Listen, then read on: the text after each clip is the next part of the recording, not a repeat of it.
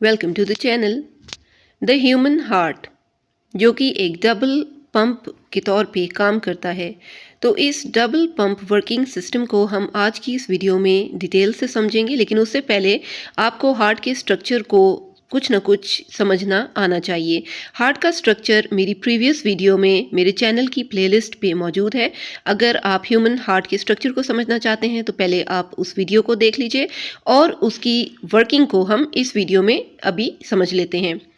Theory के साथ साथ हम डायग्राम से भी समझेंगे और वीडियो के एंड में बहुत ही आसान सी एक आउटलाइन आपको दी जाएगी, जिससे आपको इसके पूरे सिस्टम को याद करना आसान हो जाएगा।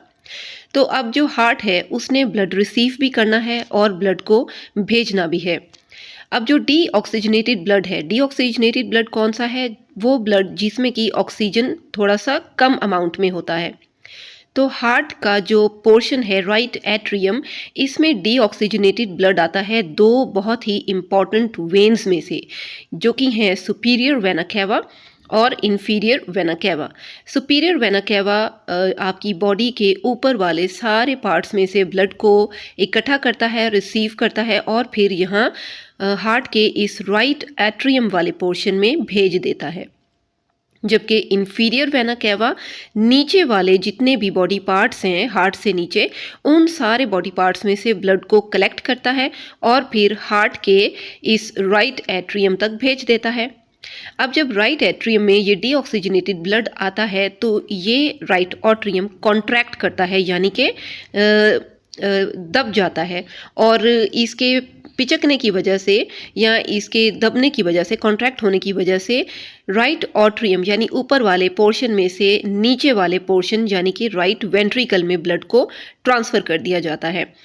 अब जब कि ब्लड नीचे वाले राइट वेंट्रिकल में एंटर हो चुका है, तो अब ये भी मेक श्योर करना हार्ट का ही काम है कि कहीं ये ब्लड वापस ऊपर वाले पोर्शन में यानी कि राइट एट्रियम में ना चला जाए।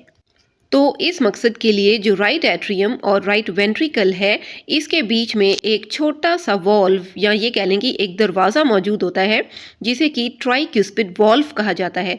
ट्राई 3 से निकला है और 3 इसलिए क्योंकि ये 3 फ्लैप्स से मिलकर बना हुआ है। 3 समझ लें कि इसमें 3 डिफरेंट पोर्शंस या खाने टाइप बने हुए हैं। तो ये ट्राइक्यूस्पिड वाल्व है जो कि ब्लड को राइट वेंट्रिकल से राइट एट्रियम में पीछे की तरफ जाने से रोक लेता है, बढ़ने नहीं देता। नेक्स्ट, अब ब्लड ने वेंट्रिकल से लंग्स में जाना है, तो वेंट्रिकल से लंग्स में पल्मोनरी ट्रंक के थ्रू जो है ब्लड को लंग्स में भिजवा दिया जाता है।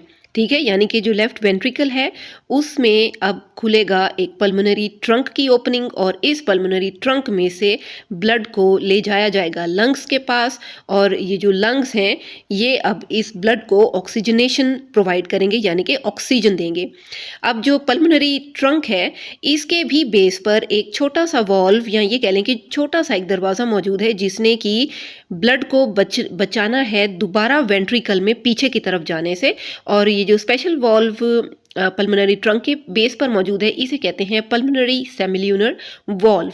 ठीक है, अब जैसे ही लंग्स के पास ब्लड जाएगा तो इसे ऑक्सीजन दे दी जाएगी, और जो ऑक्सीजनेटेड ब्लड है वो ब्लड जिसमें कि ऑक्सीजन को रिच कर दिया जाएगा उसको पल्मोनरी वेन्स के थ्रू दोबारा हार्ट की तरफ लेके आया जाएगा, और इस बार हार्ट के लेफ्ट एट्रियम में ऑक्सीजनेटेड ब्लड को डाल दिया जाएगा। ठीक है, ब्लड जो है वो ऑक्सीजनेट हो गया है लंग्स के थ्रू। अब पल्मोनरी वेन्स इस को लंग्स में से लेके तो लेफ्ट एट्रियम तक लाएंगी और उसमें डाल देंगी। अब जब लेफ्ट एट्रियम कॉन्ट्रैक्ट करेगा यानी कि दबाव आएगा इस लेफ्ट एट्रियम में, तो ये ब्लड को अपने नीचे वाले पोर्शन यानी कि लेफ्ट वेंट्रिकल में डाल देगा। यहाँ तक आप ये चीज़ नोट करें कि जो राइट साइड थी वो सारी की सारी डीऑक्सीजनेटेड ब्लड वाली थी, और जो लेफ्ट साइड है वो सारी की सारी ऑक्सीजनेटेड ब्लड वाली है। ठीक है, तो अब ये जो राइट एट्रियम से राइट वेंट्रिकल में ब्लड गया है, अब हार्ट ने मेक श्योर करना है कि जो लेफ्ट वेंट्रिकल है इससे लेफ्ट एट्रियम में या लेफ्ट ऑरिकल में ब्लड दोबारा ऊपर की तरफ ना चला जाए। तो इसके लिए भी एक ओपनिंग मौजूद है, या कह लें कि एक दरवाज़ा मौजूद है जिसे कि बाइक्यूस्पिड वॉल्व कहते हैं। बाई मीन्स 2, तो बाइक्यूस्पिड इसलिए क्योंकि ये 2 फ्लैप्स वाली है, और इसने मेक श्योर करना है कि अब नीचे वाले वेंट्रिकल में से ऊपर एट्रियम की तरफ ब्लड फिर से ना आ जाए। तो अब जब लेफ्ट वेंट्रिकल में ब्लड आ गया है तो लेफ्ट वेंट्रिकल ने क्या करना है, इसने भी कॉन्ट्रैक्ट करना है, इसने भी दबाव पैदा करके ब्लड को अपने अंदर से निकाल के तो अगले पोर्शन में फेंक देना है। और नेक्स्ट पार्ट क्या आएगा, नेक्स्ट पार्ट आएगा आयोटा, एक बहुत बड़ी मेजर जो आप कह लें कि वेन है जिसने कि ब्लड को पूरे बॉडी के पार्ट्स में लेके जाना है। ये याद रखें कि लंग्स में नहीं लेके जाएगा। एओर्टा जो है वो लेफ्ट वेंट्रिकल से ब्लड को रिसीव करेगा और सारे के सारे बॉडी पार्ट्स में अब ऑक्सीजनेटेड ब्लड को जो है वो पहुंचा देगा। सिर्फ लंग्स में नहीं लेके जाएगा, बाकी पूरी बॉडी में लेके जाएगा। अब ये भी मेक श्योर करना हार्ट का काम है कि जौन सा ऑक्सीजनेटेड ब्लड पूरी बॉडी में जाने के लिए आयोटा के अंदर लेफ्ट वेंट्रिकल में से आ गया है, ये दोबारा लेफ्ट वेंट्रिकल के अंदर ना जाके गिर जाए। तो इसके लिए भी एओर्टा की बेस पे एक वॉल्व, एक छोटा सा दरवाज़ा कह लें कि मौजूद है, जिसे कि एओर्टिक सेमिल्यूनर वॉल्व कहा जाता है। और इस वॉल्व का यही काम है कि इसने एओर्टा के अंदर मौजूद ऑक्सीजनेटेड ब्लड को दोबारा से मेक श्योर करना है कि कहीं ये लेफ्ट वेंट्रिकल के अंदर ना चला जाए। अच्छा, एक बात नोट करने की यहाँ पे ये है कि हमारे जो एट्रियाज हैं और जो हमारे वेंट्रिकल्स हैं, ये दोनों एक ही टाइम में कॉन्ट्रैक्ट करते हैं। एक ही टाइम में मीन्स अगर एक एट्रिया कॉन्ट्रैक्ट कर रहा है तो दूसरा, अगर राइट साइड का एट्रिया कॉन्ट्रैक्ट कर रहा है तो लेफ्ट साइड का एट्रिया भी उसी टाइम में कॉन्ट्रैक्ट करेगा। और अगर राइट साइड का वेंट्रिकल कॉन्ट्रैक्ट कर रहा है तो लेफ्ट साइड का वेंट्रिकल भी उसी टाइम पर कॉन्ट्रैक्ट करेगा। तो दोनों एट्रियाज का कॉन्ट्रैक्ट करना एक ही टाइम में होता है और दोनों वेंट्रिकल्स का कॉन्ट्रैक्ट करना भी एक ही टाइम में होता है। ठीक है, और इस तरह से ब्लड जो है वो ऑक्सीजनेटेड और डीऑक्सीजनेटेड दोनों जो है वो at the same time heart के अंदर ऊपर से नीचे और फिर नीचे से बाहर की तरफ फ्लो कर रहे होते हैं।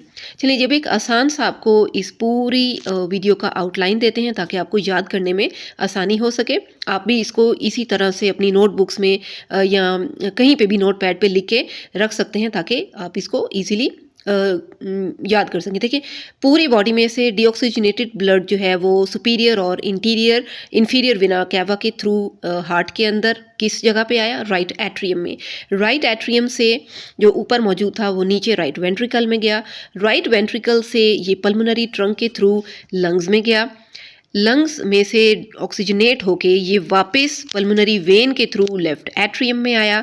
लेफ्ट एट्रियम से ये फिर नीचे की तरफ लेफ्ट वेंट्रिकल में गया और लेफ्ट वेंट्रिकल से फिर ये आयोटा के थ्रू पूरे बॉडी पार्ट्स में जो है वो डिस्ट्रीब्यूट कर दिया गया। अब आप सोचेंगे कि इसमें वॉल्व्स कहाँ गई, तो वॉल्व्स को आप अलग से याद कर लें। वॉल्व्स टोटल 4 हैं और ये 4 वॉल्व्स कहाँ कहाँ आ रही हैं वो भी देख लें। राइट एट्रियम से लेफ्ट एट्रियम के दरमियान आने वाली थी ट्राइकिस्पिड वॉल्व।